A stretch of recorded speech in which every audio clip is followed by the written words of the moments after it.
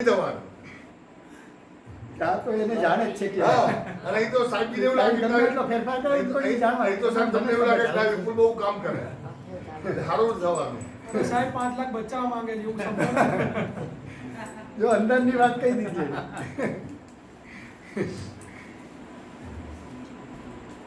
तो बात ये है कि मनुष्य जीवन बहुत कम बचा है हमारे साथ में 10-20 साल ही बचे हैं उसका भी अगर हम कैलकुलेशन करें तो हमारे हाथ में कितने समय बचा है। चलो जितना जीवन है उसमें नींद के घंटे कितने अपन एक 24 घंटे मान लो 24 घंटे में नींद के समय निकाल दो तो 12 घंटे अंदाज पकड़ते हैं कि 12 घंटे तो ऐसे नींद में चले जाते हैं। तो 24 घंटे में से 12 घंटे हम एक्टिव है, बाकी तो नींद में है।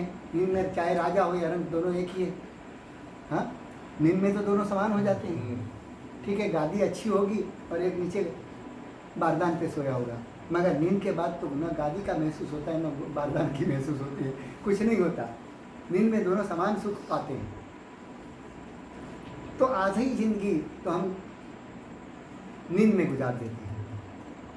अब सोचो आधी जिंदगी नींद में चली गई, फिर बाकी की जो 12 घंटे बचे उसमें से आपने पैसा कमाने के लिए कितने घंटे लगाते हो? 12 घंटे में से 12 के 12 क्या बात कर रहे हो इतने मूर्ख टीना भाई क्या बात करते हो? अच्छा विपुल भाई ने जवाब दिया है। मैं तो मानता था कि 8-9 घंटे की ड्यूटी होती है कोई भी घंटे में, अगर विपुल भाई तो 12 घंटे कमाते हैं तो मैंने बात तो सच्ची कही थी भाई कोई पैसा बहुत कमाए हैं क्योंकि ज़्यादा घंटे काम करते तो पैसा मिलेगा। चालू रहे सर 24 कलाक चालू वो तो चलता ही रहता है, उसका मीटर घूमता ही रहता है तो भी वो मीटर तो आय चालू ही रहती है, आय कभी बंद नहीं होती। तो समझो कि तुमने 12 घंटे तो नींद में गुजार दिए, 8 घंटे या 9 घंटे तो तुमने बिजनेस के पीछे पैसे कमाने के लिए पीछे लगा दिए। फिर दिन में खाने पीने के पीछे कितना समय निकलता है? कम से कम 1.5 घंटा तो होता होगा। सुबह का नाश्ता, दोपहर का भोजन, शाम का भोजन, फिर बीच में कोई चाय, कभी कोई किसी ने आइसक्रीम ऑफर कर दिया, किसी ने शाम को होटल में जाके पार्टी करवा दी। तो ऐसा सब सारा दिन का समय अगर आप इकट्ठा कर लो तो कम से कम 1-2 घंटे तो ऐसे जाते होंगे 24 घंटे में। तो 8-9 घंटे इसमें गए, 1-2 घंटे खाने पीने में गए, 1-आध घंटा चलो ज़्यादा नहीं पकड़ते, 1-1.5 घंटा इसी में निकल गया। अब तुम्हारे पास बचा कितना समय? और वो 1.5-2 घंटा जो बचा है उसमें भी तुम्हें संसार के व्यवहार निभाने हैं। कभी किसी की शादी में जाना है, कभी किसी के मौत में जाना है, किसी के जन्म में जाना है, किसी के मरण में जाना है, कभी पिक्चर देखने जाना है, कभी इंटरनेट देखना है, कभी संसार के विविध कार्यों में तुम उलझे रहते हैं। वो कितने घंटे इंटरनेट वगैरह के पीछे कितना घंटा चलता है? जो 2-3 घंटे बचे हैं उसकी बात कर रहा हूँ। 8 घंटे तो वहाँ निकल गए, 1 घंटा खाने में निकल गया, 3 घंटे बचे। 3 घंटे में तो तुमने अब क्या किया? 3 घंटे में से कितना समय मोबाइल, टीवी, पिक्चर, नाटक या मनोरंजन करने के लिए लगा दिए? चलो कहीं होटल में गए, कभी घूमने गए, अलग अलग कार्यों में तुमने अपना समय बिताया। तो एवरेज तुम निकाल दो तो तुम्हारा कितना घंटा गया? जो 2 घंटे बचे हैं उसमें से 1-आध घंटा तो ऐसे कार्यों में जाता होगा। तो धर्म के लिए बचा कितना? अभी इसने में 24 में से 22 घंटे का तो मैंने कार्यक्रम बता दिया तुम्हारा क्या है। अब तुम्हारे पास बचा है 1 घंटा, और 1 घंटे में से तुम धर्म के पीछे कितना लगाते हो? 10-15 में हाँ बात धंधा मन बार हुआ उसको तो बचता ही नहीं है, वो भी नहीं बचता, खाने के लिए भी टाइम नहीं है। बच जाए वो उसके साथ खा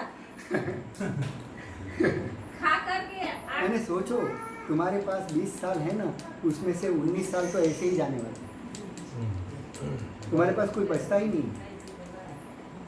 तो जो समय तुम्हें मिलता है वो पूरा समय कहाँ लगाना चाहिए? इतना तो ये सब समय खा जाएंगे, तुम्हारे पास कुछ नहीं बचता है। जो कुछ 5-25 मिनट बचती है उसी को कम से कम धर्म में लगाए रखो, नहीं तो ये सारा 24 से 24 घंटे तुम्हारे फुकट चले जाएंगे। इस मनुष्य जन्म की साफल्यता नहीं मिलेगी।